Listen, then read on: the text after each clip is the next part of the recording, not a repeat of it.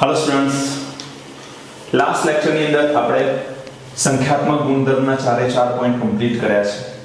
સંખ્યાત્મક ગુણધર્મનો ઉપયોગ કરી કેવી રીતે આણ્વીય દર શોધી શકાય છે તે ચારે ટોપિકની આપણે ચર્ચા કરી ચૂક્યા છીએ। આજે જે આપણે ચર્ચા કરવાની છે એ છે અસામાન્ય આણ્વીય દર। સૌથી પહેલા તો તમને બે પોઈન્ટની ખબર હોવી જોઈએ કે સામાન્ય આણ્વીય દર કોને કહેવાય અને અસામાન્ય આણ્વીય દર કોને કહેવાય। સૌથી પહેલો પોઈન્ટ છે सामान्य आणवीय दर। सामान्य आणवीय दर એટલે તમે જે રીતે અત્યાર સુધી आणवीय दर ગણતા આવ્યા છો એ પદ્ધતિ એ સામાન્ય आणवीय दर આપે છે। જેમ કે સામાન્ય आणवीय दर મેળવવાની સૌથી શ્રેષ્ઠ પદ્ધતિ છે સૈદ્ધાંતિક રીતે ગણતરી કરી મેળવેલા मोलर दर ने सामान्य आणवीय दर कहे छे। એટલે બહુ જ સરળ વાત છે। સામાન્ય आणवीय दर એટલે શું? તો સૈદ્ધાંતિક રીતે ગણતરી કરી, જેમ કે KCl છે તો K અને Cl એ બંનેના પરમાણુય દરનો સરવાળો કરી 74.5 જે આપણે લાવીએ એ એનો સૈદ્ધાંતિક आणवीय दर થશે। બીજું સામાન્ય आणवीय दर એ જ સૈદ્ધાંતિક आणवीय दर અને ત્યારબાદ આવે છે અસામાન્ય आणवीय दर। અસામાન્ય आणवीय दर કોને કહેવાય? તો તમે જે आणवीय दर શોધવાની પ્રાયોગિક પદ્ધતિઓ જાણો છો, કઈ પ્રાયોગિક પદ્ધતિ જાણો છો? સંખ્યાત્મક ગુણધર્મો। તો અહીંયા આપણે એવું કહી શકીએ કે સંખ્યાત્મક गुणधर्मનો उपयोग કરી મેળવેલા મોલર દરને આપણે નામ આપીએ છીએ અસામાન્ય आणवीय दर।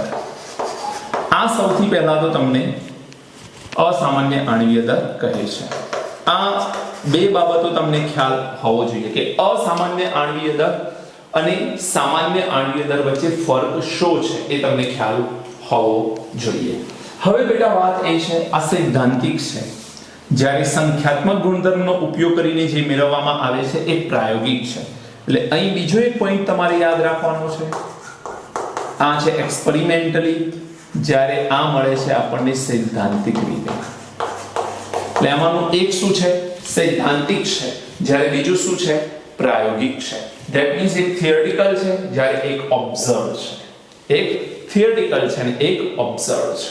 અન્ડરસ્ટુડ? હવે એક ઉદાહરણ આપું છું, સમજો। જો મારે અસામાન્ય आणवीय दर मतलब કે સંખ્યાત્મક ગુણધર્મનો ઉપયોગ કરીને आणवीय दर શોધવું હોય, કોઈ અનનોન સબસ્ટન્સ છે અને મારે સંખ્યાત્મક ગુણધર્મનો ઉપયોગ કરવો છે અને आणवीय दर શોધવું છે, તો હું એક કામ કરું, એક પાત્ર લઈ લઉં અને આ પાત્રની અંદર હું બહારથી કોઈ પદાર્થ એડ કરું છું। આ પદાર્થ કેવો છે? અજ્ઞાત છે અને મારો એમ એ છે કે મારે આ અજ્ઞાત પદાર્થનું आणवीय दर શોધવું છે। હવે માની લો કે અહીંયા આવેલું છે પાણી, એટલે આપણે અજ્ઞાત પદાર્થને પાણીમાં ઉમેરી એક દ્રાવણ બનાવીએ છીએ। ધારો કે આ અજ્ઞાત પદાર્થ એ ધ્રુવીય છે। ધારો કે આ અજ્ઞાત પદાર્થ ધ્રુવીય છે, અધ્રુવીય પણ હોઈ શકે, પણ એક એક્ઝામ્પલ તરીકે માનો કે ધ્રુવીય છે। હવે જો ધ્રુવીય હોય અને એને પાણી એ પણ ધ્રુવીય છે, ધ્રુવીયને ધ્રુવીયમાં ઉમેરશો તો પીગળી જવાનું, વાત સાચી। બીજી વસ્તુ, આ ધ્રુવીય અથવા તો જો આયોનિક હશે તો તે પાણીમાં સરળતાથી પીગળશે, એ 100% સાચી વાત છે। પરંતુ ધ્રુવીય કે આયોનિક હશે તો તે પાણીમાં આયનો ઉત્પન્ન કરશે, એક પણ એટલી જ હકીકત છે। તે પાણીમાં શું ઉત્પન્ન કરશે? આયનો ઉત્પન્ન કરે છે। હવે બેટા તમે પદાર્થ નાખ્યો 1 મોલ, ધારો કે તમે બહારથી પદાર્થ ઉમેરો છો 1 મોલ, એટલે તમે ગણતરી કેટલા મોલથી કરશો? 1 મોલથી। સંખ્યાત્મક ગુણધર્મમાં મોલાલિટીની કિંમત કેવી રીતે લેશો? અકોર્ડિંગ ટુ 1 મોલ, જેમ કે ડેલ્ટા TF કે ડેલ્ટા TB ની મદદથી। ડેલ્ટા ટીએફ કે ડેલ્ટા ટીબી ની મદદથી તમારે આણ્વીય દળ શોધવું છે તો એમાં તમારે જ્યારે પણ આ મોલ કે એનું દર લેવાનું થશે તો તમે 1 મોલના હિસાબથી એ ગણતરી કરશો. બીજી વસ્તુ, આ જે સંખ્યાત્મક ગુણધર્મ છે એનો આધાર શાના પર રહેલો છે? સંખ્યાત્મક ગુણધર્મનો આધાર રહેલો છે દ્રાવ્યના કણોની સંખ્યા પર. પરંતુ જો આ આયનો ઉત્પન્ન કરશે તો એ કેટલા આયનો ઉત્પન્ન કરશે એની આપણને ખબર હોતી નથી. અને જ્યારે આપણને આયનોની સંખ્યાની ખબર ન હોય તો પ્રોબ્લેમ શું થાય કે આપણે માની ચાલીશું 1 મોલ આયનો, જ્યારે અંદર આવેલા હશે આયનો 1 મોલ કરતા વધારે. તો આ ઘટના જે છે એમાં આપણે એવું કહી શકીએ કે અહીંયા વિયોજન થાય છે. શું થાય છે? વિયોજન. વિયોજન થવું એટલે એક અણુમાંથી અનેક અણુનું નિર્માણ થવું. અને અહીં સંખ્યાત્મક ગુણધર્મનો ઉપયોગ કરી અને જો તમે આણ્વીય દર શોધવાનો પ્રયત્ન કરશો તો આણ્વીય દર ખોટું મળશે. શા માટે રોંગ મળશે? શા માટે ખોટું મળશે? વિચારો.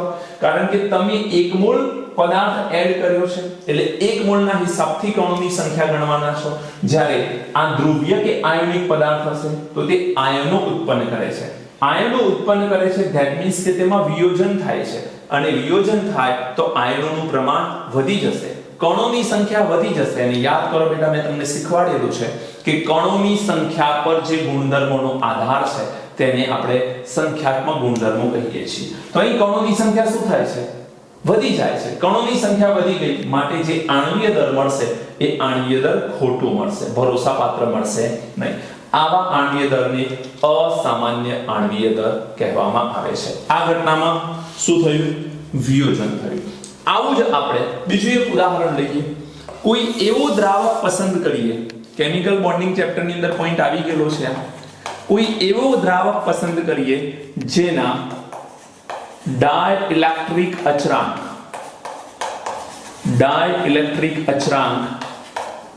ખૂબ નાના હોય. ઉદાહરણ તરીકે બેન્ઝીન. જેના ડાઇલેક્ટ્રિક અચળાંક નાના છે એવા દ્રાવકનો જો ઉપયોગ કરીએ, ઉદાહરણ તરીકે બેન્ઝીન. આ શું છે તો એ વાત આપણે કેમિકલ બોન્ડિંગ ચેપ્ટરમાં કરી ચૂક્યા છીએ ડાઇલેક્ટ્રિક અચળાંક વિશે, તો એ તમને ખ્યાલ જ હશે. પણ ધારો કે એક એવો દ્રાવક પસંદ કરીએ બેન્ઝીન. હવે આ બેન્ઝીનની અંદર બહારથી આપણે કોઈ એક પદાર્થ એડ કરીએ. માનો કે હું એડ કરું છું CH3COOH. સાની અંદર હું પીગારું છું આને, બેન્ઝીનની અંદર હું પીગારું છું. જેવો હું આને બેન્ઝીનની અંદર પીગારીશ તો થશે શું? એસિટિક એસિડના બે અણુ એકબીજા સાથે કમ્બાઈન થઈ જાય છે. એટલે અહીં જુઓ તો તમને 2 મોલ એસિટિક એસિડ દેખાય છે, પણ બેન્ઝીનમાં ઉમેર્યા પછી બંને અણુ જોડાઈ જવાથી આ અણુ કેટલા? તો આ 1 મોલ અણુ કહેવાય. અણુની સંખ્યા નો ડાઉટ 2 છે, પણ મોલ કેટલા? 1. અહીં મોલ કેટલા? 2. તો અહીં 2 મોલમાંથી 1 મોલમાં કન્વર્ઝન થયું. મતલબ અહીંયા દ્વિઅણુ સંયુગ્મન થયું. આવી રીતે ત્રિઅણુ સંયુગ્મન પણ થઈ શકે, મતલબ 3 અણુનું જોડાણ પણ થઈ શકે. પણ આપણા નીટ અને જેઈના સિલેબસ સુધી જો વિચારીએ તો એમાં દ્વિઅણુ સિવાય આગળ કોઈ વાત નથી. તો અહીંયા 2 અણુ એકબીજા સાથે જોડાય છે. હવે વાત છે કેવી રીતે જોડાય? તો ધારો કે તમારી પાસે છે CH3 C double bond O OH. આ એસિટિક એસિડનો એક અણુ મેં ડ્રો કર્યો છે. હવે એસિટિક એસિડનો બીજો અણુ ડ્રો કરીએ તો CH3 C double bond O and O bond H. Right? હવે અહીં થવાનું શું? તો ઓક્સિજન અને હાઇડ્રોજન વચ્ચે આંતર આણ્વીય H બંધ બનશે અને પરિણામે આ એક આખા એક જ અણુની જેમ વર્તન કરશે. આ ઘટનાને આપણે સુયોજન કે સંયુગ્મન તરીકે ઓળખીએ છીએ. એટલે સુયોજનની અંદર તમે જે મોલ એડ કરશો એના કરતા મોલ ઓછા મળશે અને વિયોજનની અંદર તમે જે મોલ એડ કરશો એના કરતા મોલ વધુ મળશે. કારણ કે અહીંયા વિઘટન પામે છે, આયનોની સંખ્યા વધે છે. અહીં ઘટકોના મોલનું પ્રમાણ ઘટે છે. અહીં આયનોની સંખ્યા વધે છે, અહીં ઘટકોનું પ્રમાણ ઘટે છે. અંડરસ્ટુડ? તો આ વસ્તુ ધ્યાન રાખવાની છે. એટલે આપણને ખબર નથી કે એમાં સંયુગ્મન થશે કે વિયોજન થશે. તો આપણે એટલે કે સુયોજન એ જ સંયુગ્મન બેટા, સુયોજન થશે કે વિયોજન આપણને નથી ખબર. તો આપણે સંખ્યાત્મક ગુણધર્મનો ઉપયોગ કરીને જે આણ્વીય દર શોધીશું એ 100% ડાયરેક્ટ જો એ સૂત્રનો યુઝ કરી અને તમે સંખ્યાત્મક ગુણધર્મની મદદથી આણ્વીય દર શોધશો તો એ અસામાન્ય આણ્વીય દર મળશે. કારણ કે કણોની સંખ્યા તમે 2 મોલ વિચારશો, જ્યારે દ્રાવણમાં થઈ શું ગઈ છે 1 મોલ, તો 2 મોલ પ્રમાણે વિચારીને ગણતરી કરશો 1 મોલ હશે. તમે પ્રેક્ટિકલી જ્યારે આ જોશો તો તમને હશે કેટલા 1 મોલ દેખાશે. હવે 1 મોલ દેખાશે, એક્ચ્યુઅલી અંદર એડ કેટલા કરેલા છે 2 મોલ, તો તમે ગણતરી 1 મોલ ની કરશો પણ અંદર તો ઓલરેડી 2 મોલ છે, તો તમારી ગણતરી અહીંયા ખોટી પડી શકે એમ છે. એટલે કે સૈદ્ધાંતિક રીતે ગણેલો આણ્વીય દર અને અસામાન્ય આણ્વીય દર આ બંનેમાં ફરક આવી શકે છે. તો આ ફરકને દૂર કરવા માટે વોન થોફ નામના વૈજ્ઞાનિકે આ સૂત્રોની અંદર જેટલા પણ સંખ્યાત્મક ગુણધર્મો છે એની અંદર એક નવો અવયવ એડ કર્યો, જેને કહેવાય છે વોન થોફ અવયવ I. શું કહેવાય છે વોન થોફ અવયવ I. હવે આપણે સમજવાનું એ છે કે વોન થોફ અવયવ I શોધાય કેવી રીતે. તો આપણે હવે વોન થોફ અવયવ I ની ચર્ચા કરવાની છે. પહેલા આને નોટ ડાઉન કરો, પછી આપણે આગળ વધીએ. ઓકે, હવે મિત્રો સમજીશું વોન થોફ અવયવ I કોને કહેવામાં આવે છે. બહુ જ સિમ્પલ રીતે આપણે આને સમજી શકીએ એમ છીએ. હું તમને 2 ફોર્મ્યુલા શીખવાડું છું, એ ફોર્મ્યુલાનો તમારે યુઝ કરવાનો થશે. એક્ઝામ્પલની અંદર પણ એનો યુઝ તમે કરી શકો છો. હું જે કોન્સેપ્ટની હવે ચર્ચા કરવાનો છું એ કોન્સેપ્ટ જો તમારા દિમાગમાં આવી ગયો તો બહુ જ આસાનીથી તમે અહીંયા ગણતરી કરી શકવાના છો. સૌથી પહેલા આપણે વાત કરીશું વિયોજનની. ધ્યાન રાખજો, વિયોજન સમજવા માટે આપણે સૌથી પહેલા સમજવું પડશે વિયોજન અંશ, જેને કહેવાય છે ડિગ્રી ઓફ ડિસોસિએશન. શું કહીએ છીએ આપણે એને? Degree of dissociation.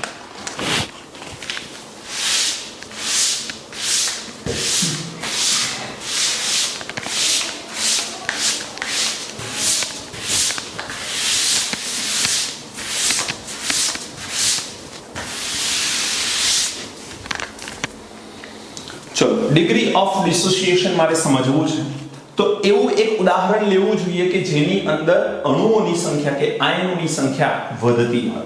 ધારો કે તમારી પાસે કોઈ an ઘટક છે અને એમાંથી ડિસોસિએશન થઈને તેમાંથી કેટલા ઘટકો મળે છે?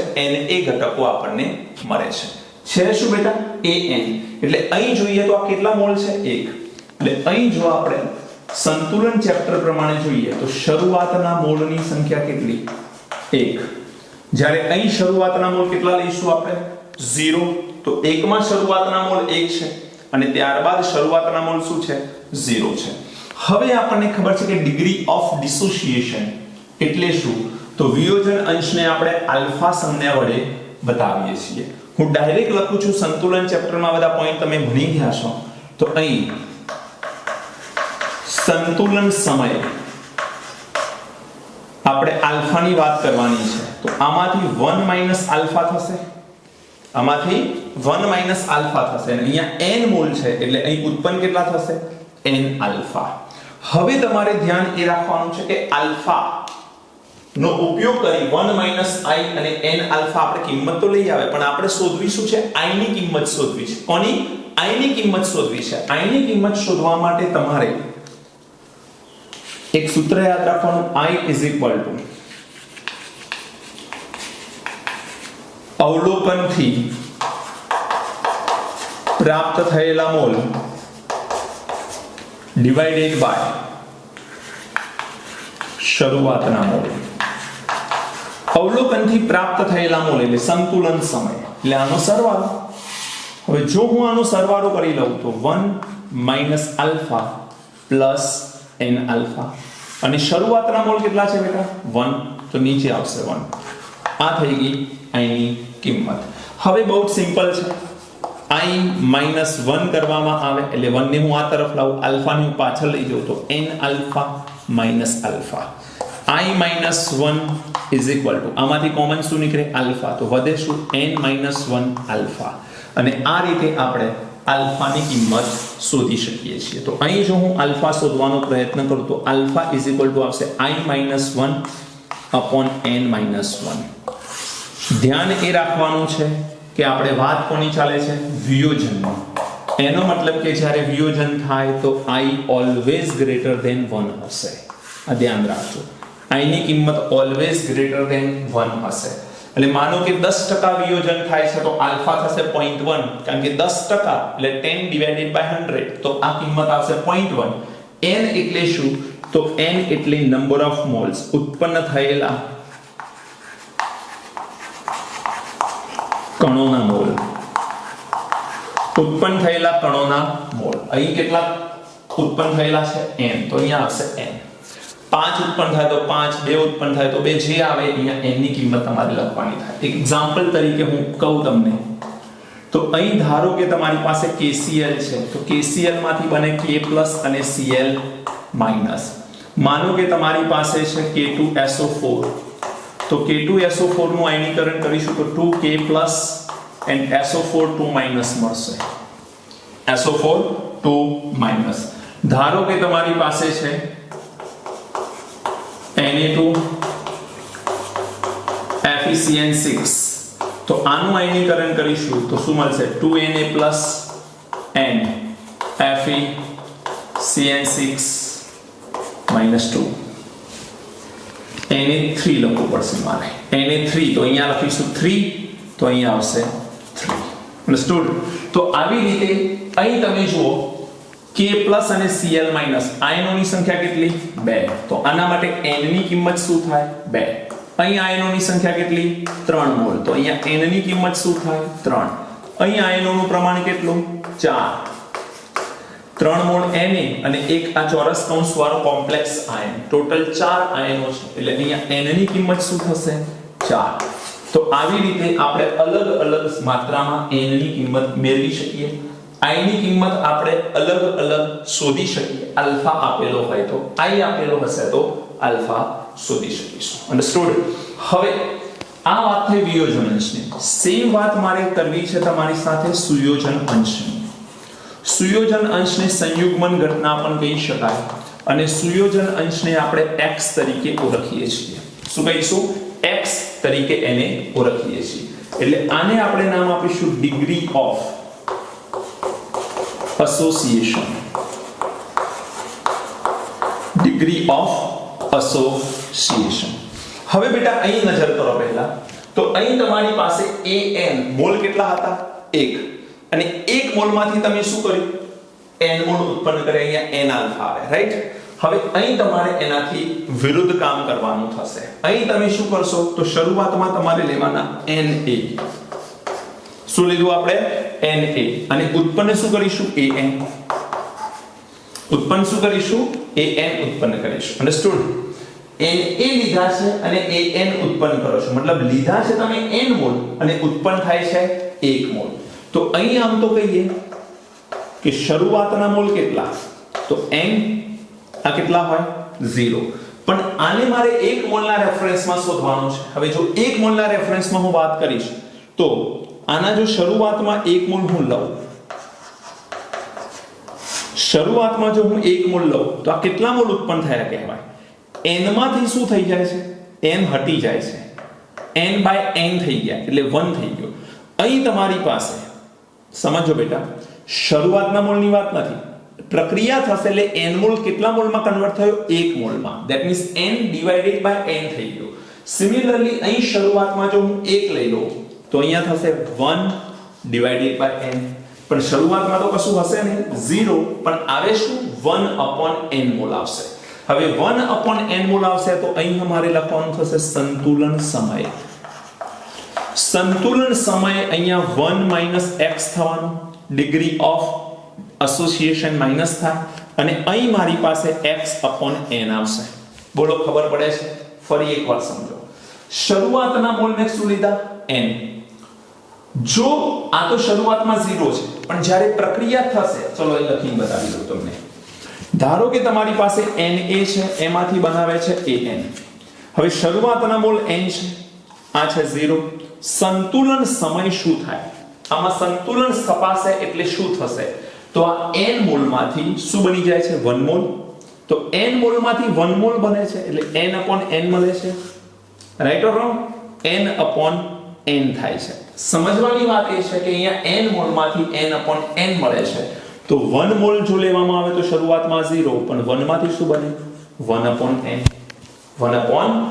આ ધ્યાન રાખવાનો છે પોઈન્ટ તમારે. આ પોઈન્ટ જો યાદ છે તો x/n કેવી રીતે આવે એની તમને ખબર પડી જશે.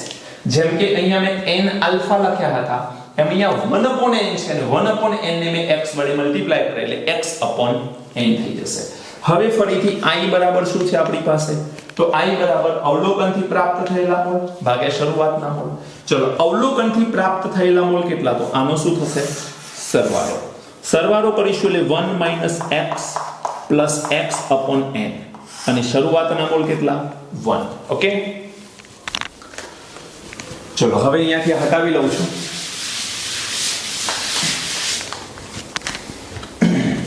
હવે તમારી પાસે i ફોર્મ્યુલા શું બને છે? i 1 - x + x/n. આ 1 ને હું આ તરફ લાવીશ તો i - 1 થશે. x/n - x.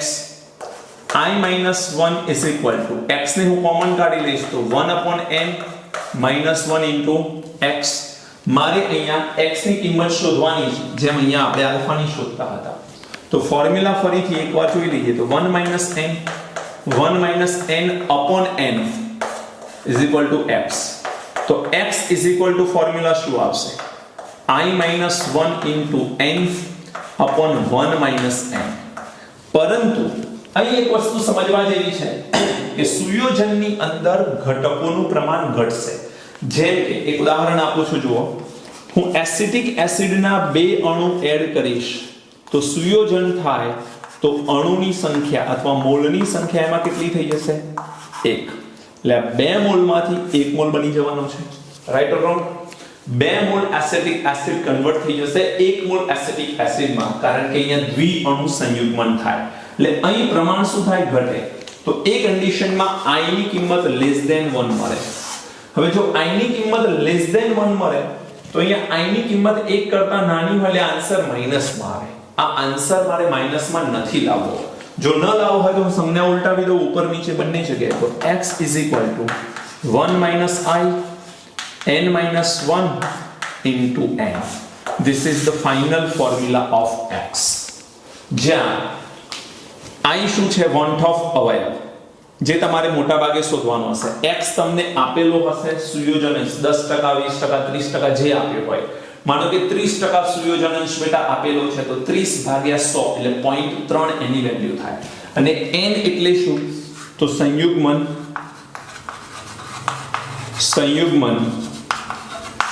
પામેલા મોલ.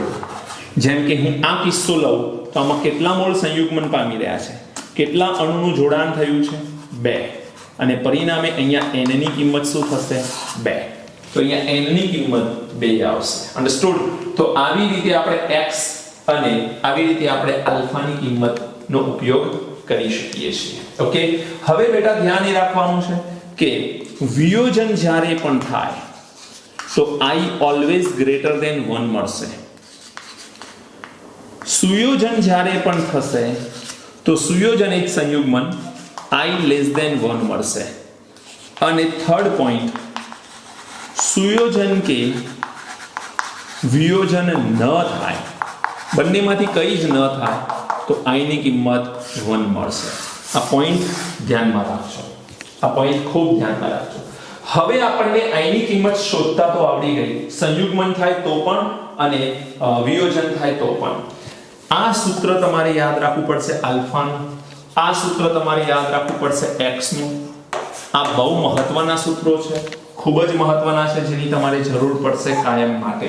તો આ બંને સૂત્રો ખાસ યાદ રાખવા પડશે તમારે. ઓકે, આવશે i = સૈદ્ધાંતિક આણ્વીય દર. અને આ સૈદ્ધાંતિક આણ્વીય દરને આપણે એક નામ આપી ચૂક્યા છીએ. શું નામ આપી ચૂક્યા છે? સામાન્ય આણ્વીય દર. સામાન્ય આણ્વીય દર ડિવાઇડેડ બાય સૈદ્ધાંતિક અપન શું આવશે? પ્રાયોગિક આણ્વીય દર, જેને આપણે નામ આપીએ છીએ અસામાન્ય આણ્વીય દર. તો આ એક બીજી પદ્ધતિ છે જેના દ્વારા i મળી શકે અને i પરથી x શોધવાનો થાય તો શોધી શકાય. આ i ની કિંમત અહીંયા કિંમતો મૂકી અને આપણે i લાવી શકતા હોઈએ છીએ. અન્ડરસ્ટુડ. બીજી રીતે જોઈએ તો i બરાબર સંખ્યાત્મક ગુણધર્મની કિંમતો આપેલી છે. માનો કે ઉત્કલન બિંદુમાં વધારો આપેલો છે અથવા ઢાળ બિંદુમાં થતો ઘટાડો આપેલો છે, તો એના ઉપરથી પણ i આપણને ડાયરેક્ટ મળી શકે છે. એના માટે શું કરવાનું છે? તો ઓબ્ઝર્વડ વેલ્યુ ઉપર આવશે. જેમ અહીંયા પ્રાયોગિક વેલ્યુ આપણે ક્યાં લખી છે? નીચે. અહીંયા સંખ્યાત્મક ગુણધર્મ